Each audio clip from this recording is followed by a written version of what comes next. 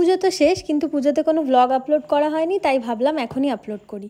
তো আজকের দিনটা ছিল চতুর্থী, আর চতুর্থী পর্যন্ত আমাদের অফিস ছিল।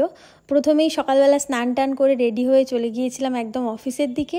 আর অফিসের রাস্তায় যেতে যেতে দেখছিলাম প্যান্ডেলের কাজ তখনও হচ্ছে। এটা দেখেই তো মন ভালো হয়ে যায় যে চলো আজ থেকে ছুটি পড়বে, পুজো এসে গেছে। কিছুক্ষণ কাজ করার পর আমি চলে গিয়েছিলাম একটুখানি খাবার দাবার খাওয়ার জন্য। খাবার দাবার মানে এই টাইমটাতে একটুখানি ফল খাই, তাই একটু আপেল আর একটুখানি পেয়ারা, এই দুটো ফল খেলাম। প্রত্যেক দিনের একটা অভ্যাস হয়ে গেছে যে এই টাইমটা আসলে আমার ঘড়ি দেখতে হয় না, এমনি আমার খিদে পেয়ে যায়। আর আজকে থেকে যেহেতু ছুটি পড়ে যাচ্ছে, তাই একটুখানি তাড়াতাড়ি বেরিয়েছিলাম।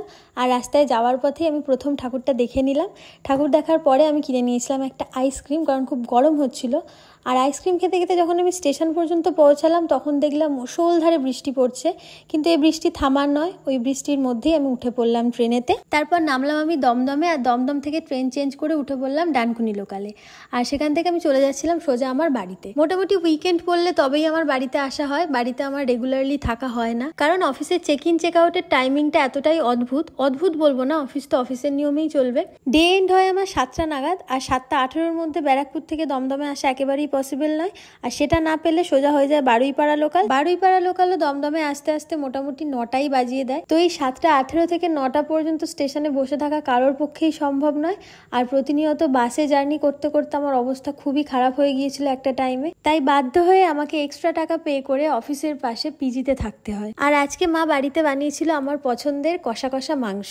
সেই সমস্ত কিছু খাওয়া দাওয়া শেষ করে বসে পড়লাম শাড়ি দেখতে। না, কোনো দোকানে দেখতে যাইনি, অ্যাকচুয়ালি মা আমার জন্য অনেকগুলো শাড়ি কিনেছিল। পুজোর জন্য কেনেনি, সারা বছরই যেহেতু আমি টুকটাক শ্যুট করি, শ্যুটেতে অনেক ধরনের শাড়ি লাগে, তো সেগুলো মা ছাড়া তো কেউ কিনবে না, কারণ আমি নিজের জন্য তো নিজে শাড়ি একেবারেই কিনবো না।